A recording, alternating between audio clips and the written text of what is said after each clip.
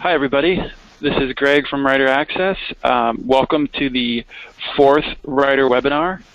Our last one was on tips for writing better marketing emails, and you can always check that out on the Writer webinar. But this month, we will be talking about using nonfiction research to generate ideas for fiction. We will also be live tweeting this with the hashtag WriteOn, one word, WRITEON, and you can tweet us at Writer Access. We will also be recording this webinar, so you'll be able to download it afterwards. If you missed anything or want to go back, you can get the slides, all that. So I am your host, Greg Hunt, the Talent Marketing Manager here at Writer Access. And you can tweet me, you can tweet us. And this month, we will be talking to Andrew Crofts, the 30-year veteran of the ghostwriting world. He's a novelist, he's a journalist. He's been called one of the best ghostwriters in the world on BBC 2 radio. So we're very excited to have him here with us to share his knowledge about the business and what he's seen in his 3-decade-plus career. So welcome to Andrew. And before I turn it over to him, though, I want to run a quick poll just to gauge our attendees, see what your experience is with fiction writing.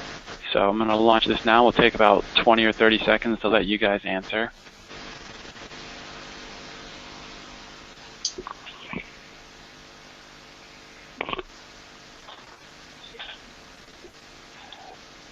Okay, so it looks like the results are coming in. About 10% of the audience has never written fiction before, so welcome. I think you'll learn some great tips. About 20% has written fiction in the past. 30% or so write fiction occasionally, but the most of our audience, 40%, writes fiction quite often, so that's really good to hear. I think there'll be a lot of great tips. And we're going to close the poll. And now I'm going to turn it over to Andrew. Welcome. Hi, thank you, Craig. And hi to everyone, citizens of cyberspace. So we're going to talk first of all about, I'd like to talk about what is ghostwriting. I didn't know what it was when I started out. I left school to become a writer. I think I was 17, something like that.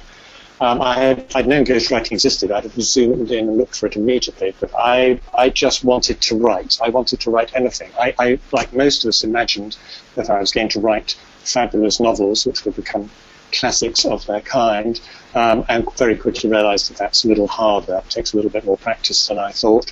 But I also wanted to, I very much wanted to be self-employed, and writing seemed a very good way of doing that, and I wanted to have as varied a life as possible, and writing seemed to cover that. And I wanted to have as many interesting experiences as possible. I can imagine by the time I got to the great age I am now, I'd want to have lots of anecdotes and experience of all sorts of different walks of life. And journalism seemed the obvious way, but this was in the 1970s when I first started, and so public relations was not as widely used and as well known as it is now. So it was a while before I realized that actually content marketing, as we would call it now, creating content, as we would know it now, was another possibility, another way of basically using the ability to write, finding another way of making it pay some sort of income. And it was in the course of journalism that I was interviewing somebody, a management guru, who at the end of the interview said that he had been commissioned to write a series of books, which he didn't have time to do, but he wanted the books to appear because it would be good for his business, and why didn't I write them for him? And he would take all the glory, because that's what he wanted from it, and I could have the money, which seemed vaguely insulting for a few seconds, but then it occurred to me that actually this was a very, very good way to get access to interesting material. Ghostwriters have been around since writing was invented. Originally, of course, it was because most of the population was illiterate, and so only scholars could write. So if you wanted something written, if you were a statesman and you wanted to lay down some laws, or if you were just a lover wanting to write a letter to a distant partner, you would hire a professional to do it, a scribe in the marketplace, and that's sort of still what we do now. But it became a hidden thing for a long time because it became shameful, I guess, to think you couldn't write your own stuff, and that you had to hire somebody, and so it was all a tremendous secret, and every book had an author's name on it, and a ghostwriter never appeared at all. And the same in content creation. Chief executives wrote the most extraordinary number of articles in magazines, which they couldn't possibly have had time to actually write themselves if anybody had stopped to think about it. They obviously were using scribes of one sort or another. And this all gradually dawned on me through the 70s and the 80s. Things have changed now, and ghostwriters are way out of the closet for a number of reasons. One is that the general public is not as gullible as it used to be. We've seen everything on television or in the media. We understand how the media works. We know that things are not always quite as they seem. There's a lot of smoke and mirrors involved in everything. So we know that stars are manufactured. We know that ghostwriters help authors, and everything is not always quite as it is presented to us. So there's that side of it. You just can't con the people anymore in the way. People are more interested, I think, actually, in how things work. I think people rather liked being conned in previous centuries because it made them feel comfortable that there was an elite looking after them. Well, that's gone. We no longer have faith in the elite. So people generally just understand how stuff works, and they feel quite comfortable with it. And at the same time, the authors themselves no longer feel embarrassed, I think, to declare themselves. A lot of celebrities now will Ronald Reagan, I think, did famously say that he was very much looking forward to reading his autobiography at the time that it was published. And I think a lot of celebrities don't insult their audiences by pretending that they have written. So that has helped a lot. So ghostwriters' names actually now do appear on the books, and they get thanked, and it says with somebody or by, and the public is grasping the general concept. And that's gone one stage further. There's a very good film, which I recommend to anyone who hasn't seen it, with Ewan McGregor playing a ghostwriter. It's called The Ghost, and it's a Roman Polanski movie, and he is hired to do the autobiography of an ex-prime minister who is quite obviously based on Tony Blair, although that is denied by everybody, including the author of the original book, Robert Harris. And he did actually quote me at the beginning of each chapter, so I like to think that character is me. So I think Ewan McGregor is an excellent choice. Pierce Brosnan played the Prime Minister, so I expect Tony Blair is pleased with that as well. But that sort of level of exposure means that people get the ghostwriting thing now. They're no longer quite so puzzled by how it happened. So, moving on, why become a ghostwriter? Well, a lot of people are puzzled. They think that people go into writing for the glory. And although the glory is very nice, if you have no expectation that you're going to get it, then you don't miss it, to be honest. And just being a writer, and sometimes not having to have the glory, can be an advantage. You don't have to do the media interviews, and you don't have to worry about promotion and marketing. You simply do the interesting bits, which is, for most writers, is the finding out interesting stuff and interesting stories, and writing interesting stuff and interesting stories, and then moving on to the next one as soon as you possibly can. One of the great advantages I found, often when I was working as a journalist, I would go to interview somebody and I'd spend an hour with them, and they'd just be beginning to open up, and I'd just be starting to get something interesting, and the interview would be over, and we'd move on. And we never seem to really get to ask the really interesting questions. And I soon realized that if I was ghosting with somebody, I was going to be able to drill down much further into the stories and their characters, and to find out much more about them. And I found that very satisfying, to actually do 60,000 to 80,000 words about somebody, to spend maybe 2 or 3 months in their skin or in their heads. I found much more rewarding than very superficial Sometimes it's superficial. Sometimes you have the budget to spend weeks with somebody for one article, but not that often. So I found that very satisfying. You get a license basically to hunt down interesting stories, just like a journalist, but you don't have to find quite as many. You can survive with 2 or 3 if you're doing a book, 2 or 3 in a year. But you can follow your interests much more deeply. You can educate yourself as you go along to a deeper level, I found, than I had done while I was doing PR work and journalism work.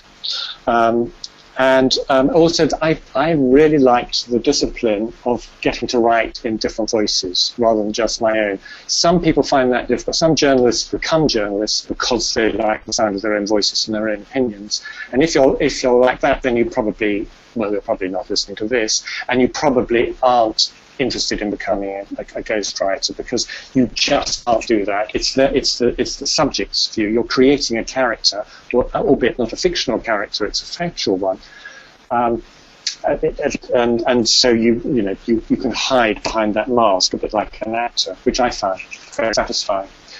One of the biggest ones, though, moving on to the next slide, is that I sort of still wanted to write fiction. I had realized that you can't just, unless you're a genius and extremely lucky, just go straight to writing fiction and hope to make a living. And I thought that, because you don't get to find out much, to be honest, and you don't have much of interest to say in the early days. And this seemed a very, very good way of getting to places, meeting people, and finding out things that would work very well in fiction, and finding them out in some depth. And I sort of, in my mind, they divided down into 3 sort of areas, because I can then illustrate that with 3 specific books. But I think human interest stories are very important. I think, particularly at the moment, we see amazing stories in the news and so on about immigrants and people who travel amazing distances in life. Victims of abuse and slavery, we're hearing a lot about that, enforced marriages, all these sort of things that are complete mysteries to people in other cultures.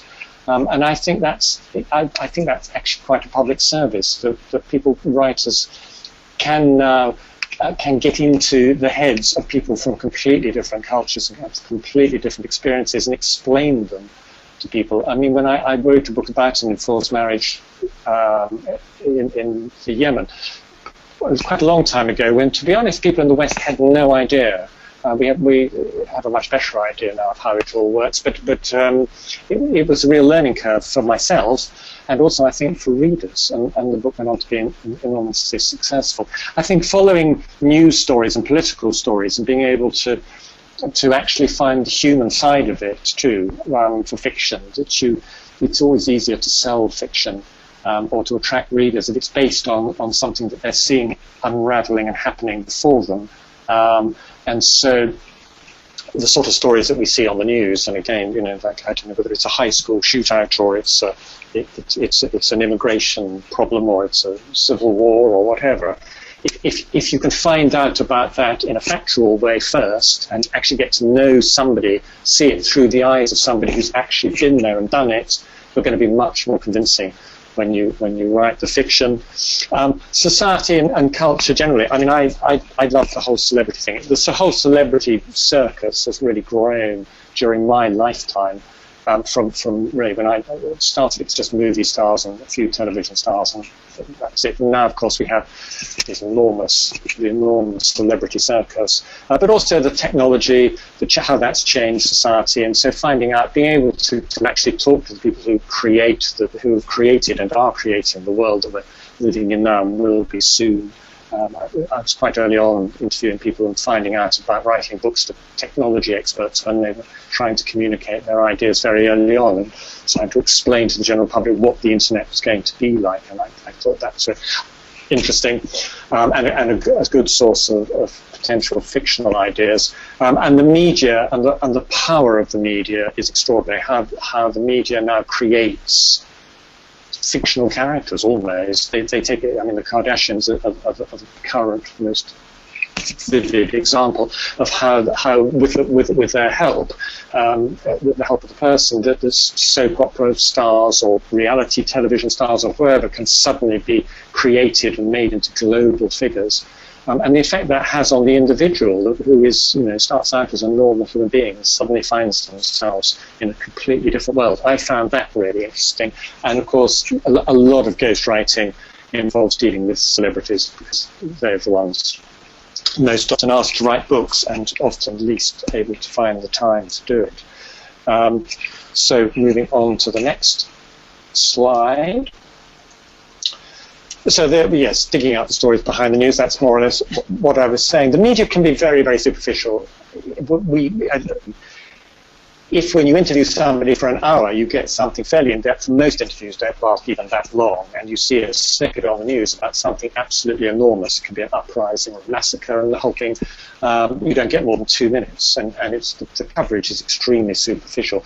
If you get to do a book about it, and you get to actually talk to somebody who's experienced it and see it through their eyes, you get a far more interesting look on it. And the same with crime as well. And you can get behind, you don't, when the crime is committed, you hear the police side of the story and the courts and the legal side of the story on the news. You don't often get to hear what the criminal has to say. And that's often extremely interesting. I mean, criminals do become folk heroes or through history, and to get inside their heads and find out why they do what they do, and it is always interesting. Anything where there's a big trial, O.J. Simpson is obvious example, but there have been many like that, where you can dig further behind and find out all the stories that lead up to this drama in the courtroom, and of course scandals, all scandals. It's always good to dig into scandals, find the story behind the headlines. Moving on to the wealth gap is, the wealth gap is getting wider and wider. I think we all fairly agreed on that. It's not quite as wide as it was 200 years ago, but it's widened up in our lifetime, in my lifetime. And coming from the middle of the road, being a fairly comfortable middle-class person, I was fascinated by both ends, and I think most people are. I think we're fascinated by how the extraordinarily rich and powerful live, and we're fascinated by how the poor and the underprivileged and the victim class live, because because we're fear of falling into that trap ourselves. So that's always an exciting thing to find out about. And if you can see it again through the eyes of the people themselves, I think that, and by ghosting, I worked for people who were abused as children, describing it from their point of view, which again was never heard of until the last 10, 15 years, and has now grown maybe a little to something of a witch hunt. But it's certainly, by ghosting for people like this, people, again, enforced marriages, people trafficking, which is another news story we hear about. And if you can find a person who has actually been trafficked or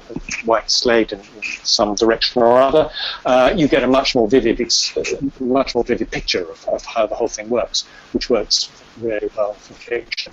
Moving on to the next slide, the tensions and the Middle East, I think it has been a huge subject. I've been following that a lot from both sides, because I was already, as I said, I did one about enforced marriage in the Yemen quite some time ago, about 20 years ago. It was a very successful book called Sold by Zayn and Musin, and that we sold 5 million or 6 million copies, and that got me interested in the victim side of it, the women who nobody was hearing from, the children who were being married off, and all the people at the bottom of the pile, basically the underclass, maybe we say. And then I began to get commissions from the very wealthy people, and I was getting to be in the palaces at the time that the Arab Spring was erupting, and I found that the gap between the two incredibly interesting, which leads us to the next slide,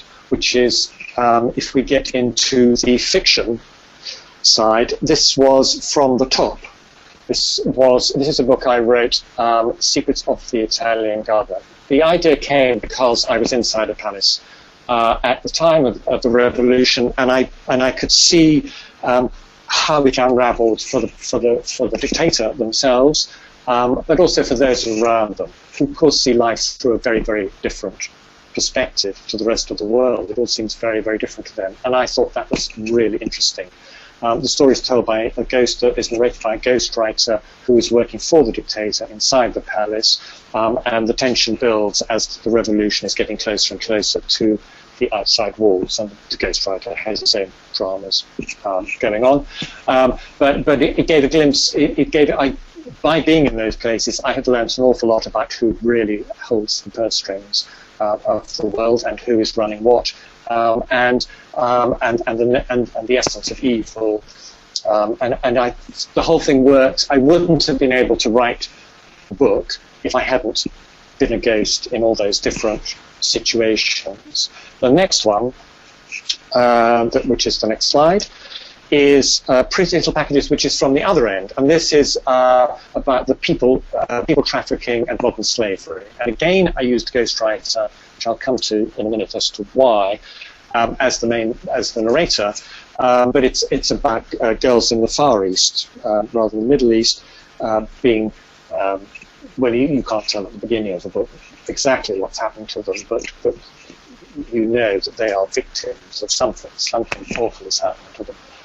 And I would never have been able to get to build the characters, I don't think, from my imagination as effectively, had I not actually done books for girls who had had this happen to them, had been either trafficked or enslaved in the Far East, either into the domestic servant business or into the sex industry.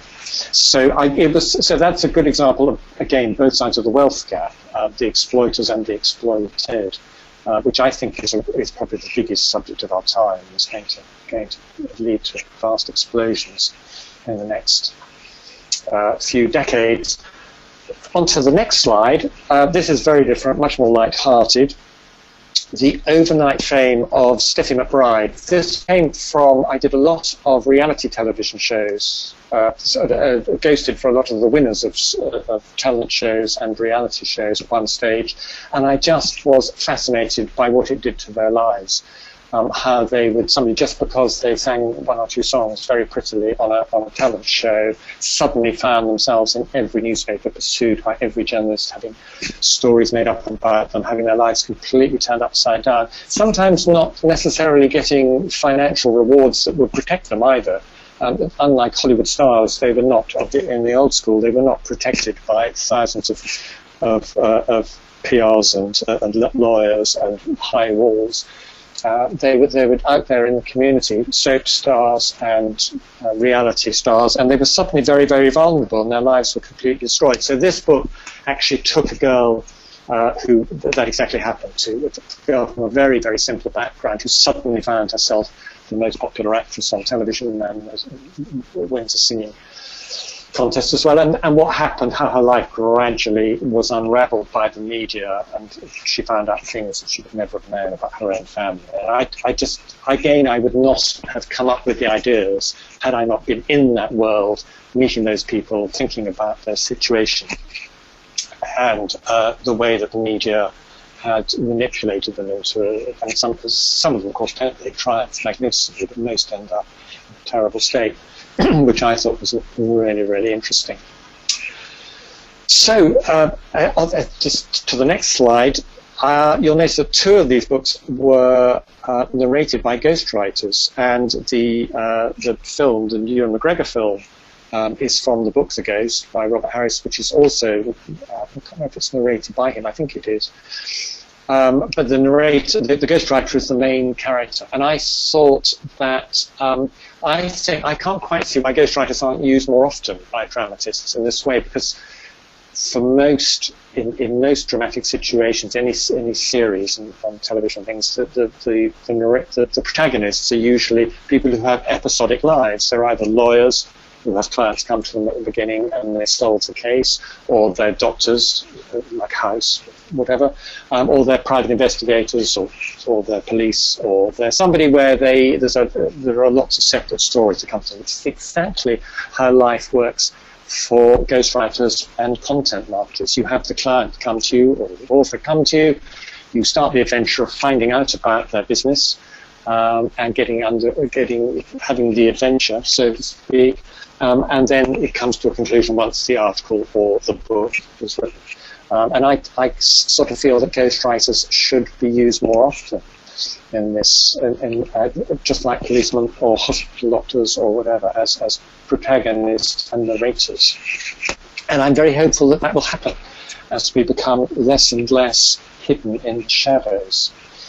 I could keep talking for as long as you like, or I can answer some questions if you have anything that you think would be useful to say. Yeah, thanks, Andrew. That was fascinating to hear about your experience and your career so far. I know people definitely have questions. We've got a lot already, but if there are any attendees out there who haven't sent in their questions yet, you can chat those in right now, and we'll try to get them all to Andrew and see what he has to say. But, you know, I'll start off asking a few of them. I know a lot of people are interested in this one. The writer says, what are some practical tips for a beginner who would like to write content to pay the bills and also write fiction for its own sake? How do you balance those two areas? Yeah, I think you have to concentrate on not starving first. So you do have to get the income coming, and the fiction, unless you find you have some spare hours in the day that you can dedicate. And if you are sufficiently disciplined that you can get up an hour early every day just to write your novel for an hour or two, it is amazing how much you can write in that time. And I think it's important to have no expectations of earning any money from the fiction at the beginning. So you know that is a hobby, and you're not going to be disappointed in the early stages, because it's nearly always going to take, even if you have a runaway bestseller with your first book, it's going to take a long time before that happens. So I think you have to construct an income for yourself first of all, and to get the gigs, the content marketing gigs, it's just simply a matter of banging on every door, asking for work and suggesting ideas to editors and things like that. The internet has made it a lot easier in some ways. I mean, when I started out doing content stuff, I literally had to write a letter to somebody or pick up a phone, and it was really costly and time-consuming and hard. And now, of course, you can email people and you can tweet to people, and you can make contact with any number of people. I think also that it's always quite good to look close to home first. I mean, rather than going straight to Rolls-Royce or Ford or somebody and asking to do their content management, if you can find a local store or a local garden centre and you can practice for them and do stuff very cheap initially, serving an apprenticeship, so to speak, just to get a portfolio of stuff and to get some experience, so that the next person you go to, you can say, I am a writer, I work for this, this and this, and you gradually, it takes time, nothing happens quickly. But I think just the answer is just to keep banging on doors, either metaphorically in cyberspace or actually contacting people and offering your services. Mm-hmm. Cool. So this writer asks, do you think the people that you talk to about their experiences find it therapeutic? How do they react to the process? Yeah, they often do. They often at the end say that was just the people, especially people who've had trauma in their lives. I think child abuse is a particularly good example, because traditionally the problem with childhood, there are so many problems, it's hard to know where to start, but one of them is the secrecy of it all. They've never been believed. They've either been told never to tell anybody their story, obviously, to start with, and then if they have, they've not been believed. So the fact that suddenly they're being believed, firstly by me, because I will not question for a second the veracity of their story, but then by a publisher, and then ultimately by the public. And it's an enormously liberating experience for me. I think it's probably getting less so now, because people are believing it more as more and more is revealed. People are not as doubtful about these stories these children tell, or these adults tell about their childhood. But at the beginning, certainly, it was such a liberating experience for so many of them. They just couldn't believe that people not only believed them but liked them, and and were willing to listen to them and thought their stories were amazing and wrote to them, and it was a fantastic experience for them. So yes, it can be very therapeutic. That's fascinating. So kind of a follow-up question, how do you approach your subjects, and what do you do to build that trust that's necessary to get the information you would use? I think some of it is just as you would build trust with anybody. I think you don't wade in with too many lawyers and contracts and worry about all that. You just listen to them. I think listening is the big secret, and don't talk too much. Showing that you believe them, again, is very important. If you can, you do need to harry them a bit, because you've got to get the story out of them. So you do have to keep them on track and try to keep them talking chronologically. But if you just sit back and listen, people will open up amazingly, and just show that you are understanding and you're not questioning ever what they say. Even if you disagree with what they say, you don't question it. Because it's their book, it's their story, and you're there to tell the story as they would if they could. You're not there to cross-examine them in any way, which is another advantage that you have ghosting or content creation for a company above journalism, because people do not trust journalists. Anybody who's had experience of them, particularly celebrities, but anybody who's had any experience of a newspaper article will know that it doesn't come out anything like they expected when they were talking to the journalist. But when they hire a ghostwriter, they know that the ghostwriter is on their team and they're going to get to see everything before it goes out. So they start to feel very, very comfortable. I think you agree to sign any sort of confidentiality thing that makes them feel comfortable, because you're not going to tell anybody anything without their permission anyway. So you've got to make them feel that they can talk to you in the same way as they talk to their doctor or their lawyer or their accountant. Completely, they know you're a team member, and you've just got their best interests at heart, because you want the book to be a success. So you want to plead their case as eloquently and as convincingly as possible.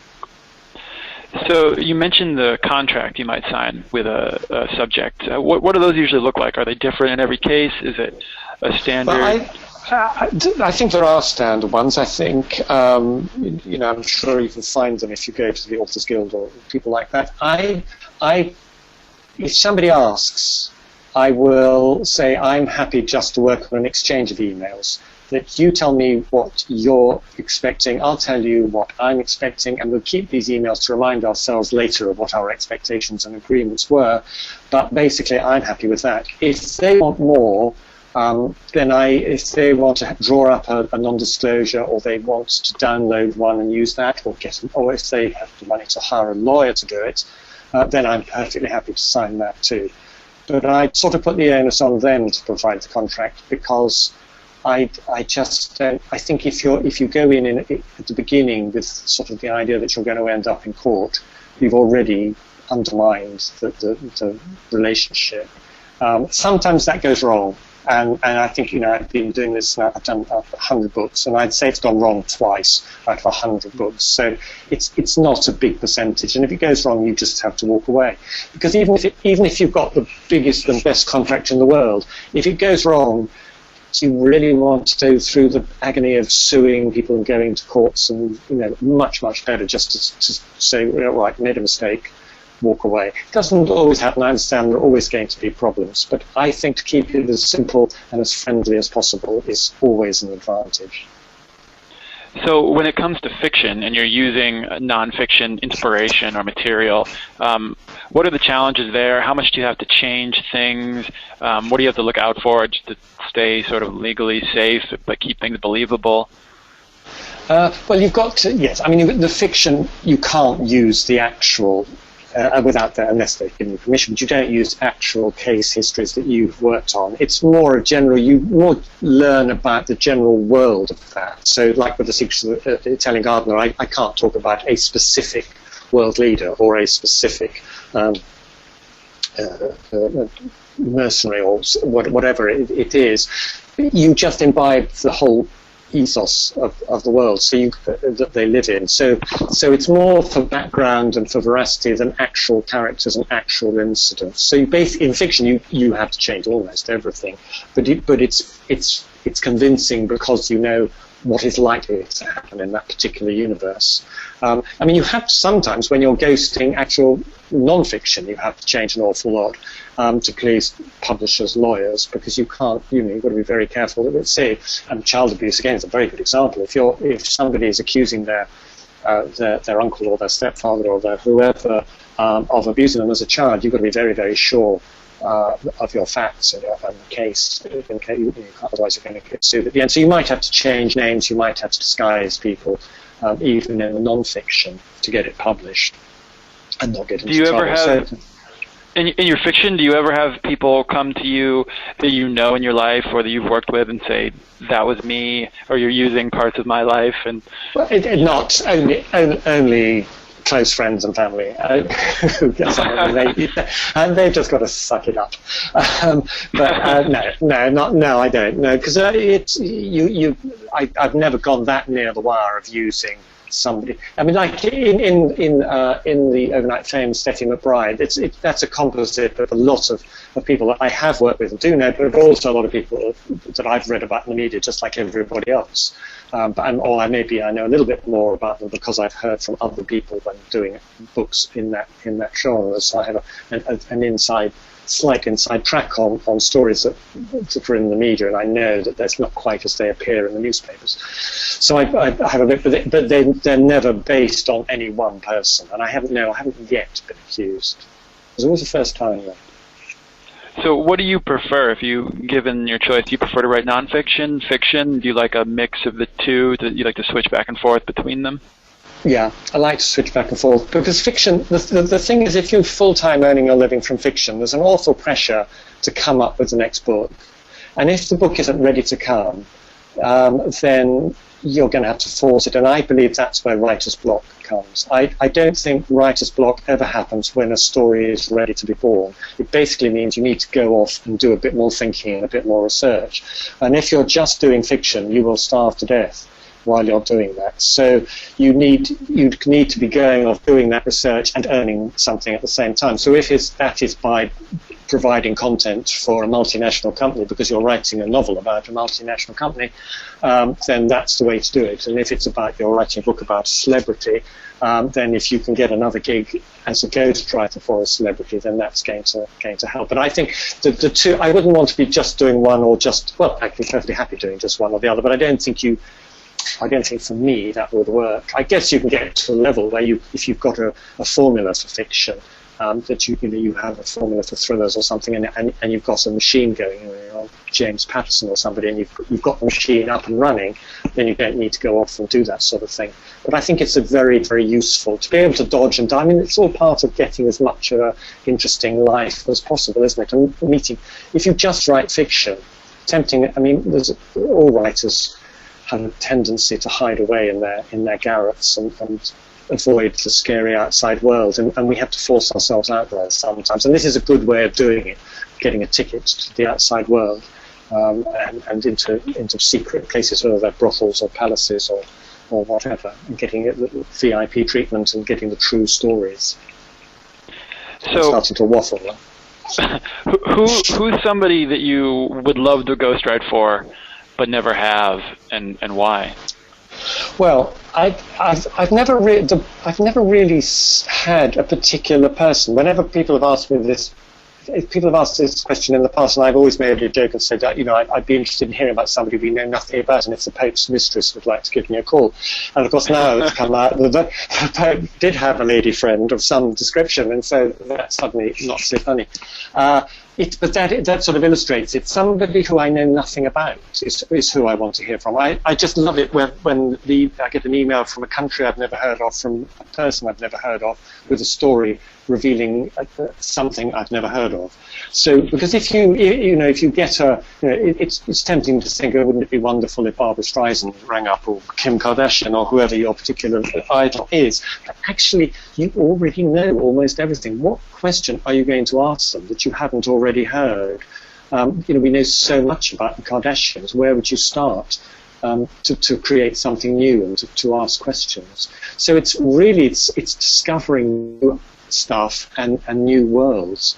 And you can do that so easily now. The other joy, because of the internet, is the global aspect of it. I get 2 or 3 or more inquiries every day from mostly through email about ghostwriting, and a huge proportion of them are from other parts of the world, because particularly parts where English is a second language, so Africa and the Middle East and the Far East, and there's just so much stuff out there that I still don't know that I'd like to find out. So they're the people I want to hear from.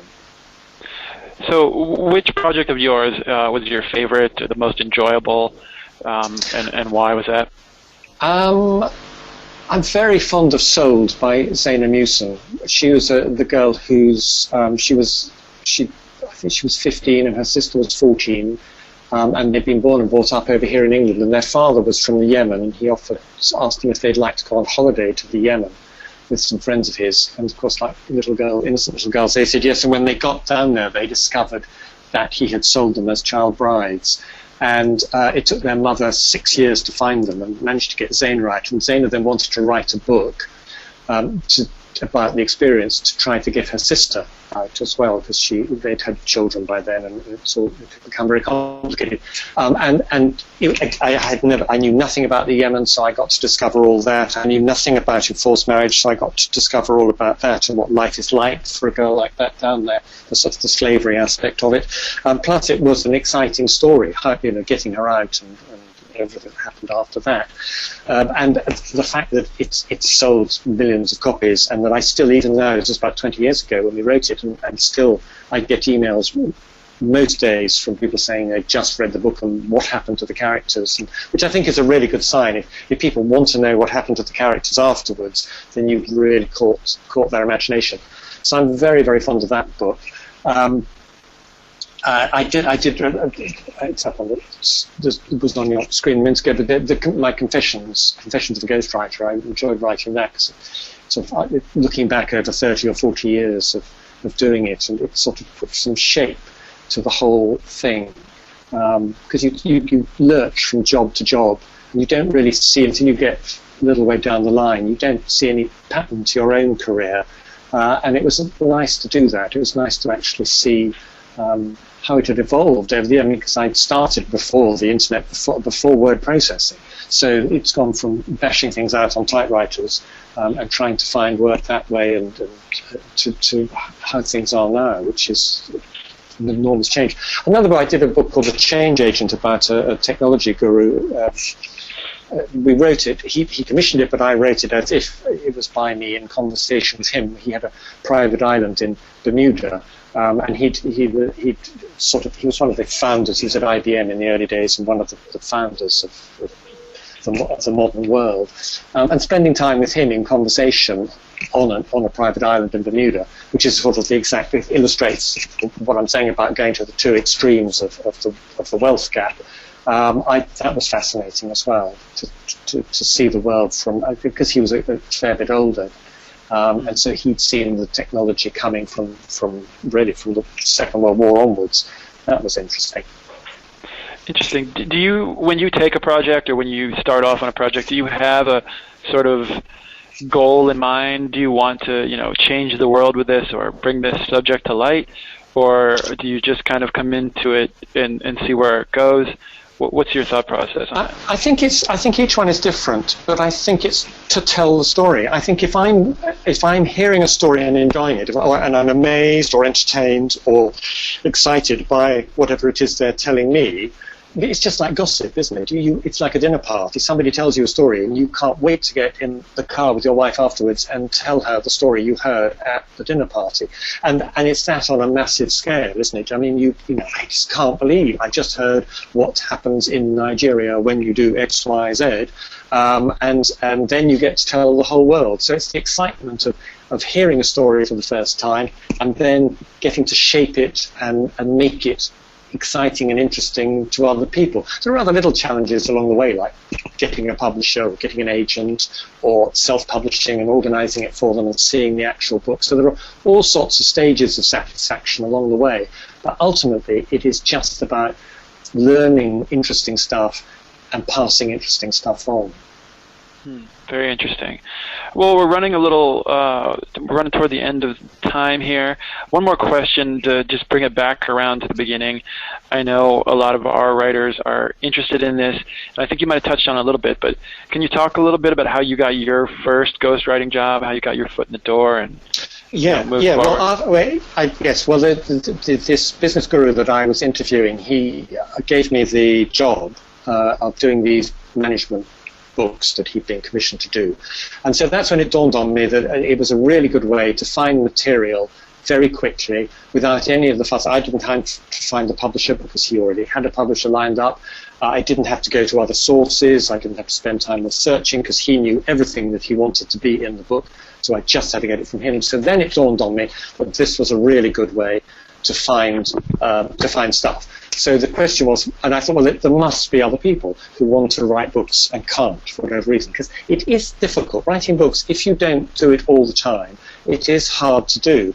And so to expect a professional footballer or a film star or a chief executive or a prime minister to suddenly be able to sit down and write a book when they've never done it before, it's unrealistic. So it suddenly dawned on me somebody is helping all these people. So there was a magazine over in England called The Bookseller, and in America it's Publishing News or Publishing Weekly. And so I just took a little ad in The Bookseller saying ghostwriter for hire with my telephone number, and then waited to see what would happen. And it was sort of slow to start with and a bit nerve-wracking because I was paying for this ad. But actually Zaina Musin was one of the earliest people who came to me, who I wrote Sold with. And quite soon after that, more started to trickle in. And so I kept the ad running for about 15 years, I think, more or less every week. And I tried I tried Publishing News in America and various others, but it was mainly The Bookseller in England brought these things in. And that steady trickle gradually built up. My idea was I didn't at that stage want to tell the whole world that I was a ghostwriter and to bring me their sources. I thought I would be swamped with 1 million people. I wanted to get to everybody in the industry because I thought that if anybody wants to write a book, they're going to ask somebody in the industry, whether it's a publisher or a librarian or another writer or an agent.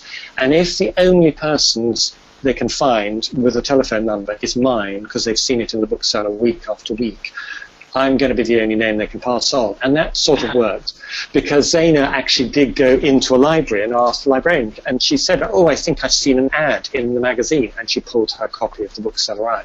And an awful lot of people did that. So several publishers contacted me at that stage. Several agents contacted me when they had clients arrive, because if you don't have an infrastructure for using ghostwriters, if you're an agent or a publisher, if you suddenly need one, you don't actually know where to go. You either have to ask your own authors, do you ever ghost? And there was nobody else at that stage, I think, laying out their wares in that way. Most writers will ghostwrite if they're asked and they've got nothing else on at the time and it's an interesting subject and there's enough money in it, because we all need the money at the beginning. But nobody else was actually saying, I am a ghostwriter. And so they had no one else to turn to, so I picked up a lot of business that way. Once the internet came along and I set up a website, then quite quickly I didn't need to advertise anymore. I suppose I was quite early getting a website up, and so it has infiltrated the cyberspace or whatever these things infiltrate quite effectively. So now if people Google ghostwriter or ghostwriting or anything like that, it's not long before they stumble across my name. And also, I'd do any interview that came up about ghostwriting. I'd try to get people to interview me and talk whenever they talked about ghostwriting. So again, it was only my name that sort of kept recurring, and so on the internet that helped. And so now I don't have to do any marketing at all. The internet does it all for me, which is a wonderful thing. But it takes a long time to infiltrate to that level. But everybody, I think, needs a website or a blog or something, some sort of platform or home for them to go to, for clients to go to see who they're talking to and what other books they've done and that sort of thing. The same goes for content. Creating content, you've got to have a website of some sort for customers to come to.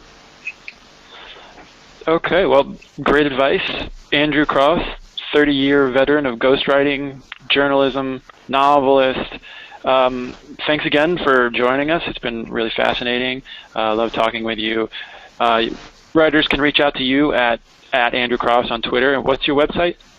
JustAndrewCrofts.com. JustAndrewCrofts.com. We can tweet us at Writer Access. We can check out all the webinars, Writer Webinar, or our webinar archive. And don't forget to download and listen to this tomorrow or so when it comes out. And thanks again, Andrew. Appreciate it. You're very welcome. I've enjoyed it. All right. Have a good one. Thank you.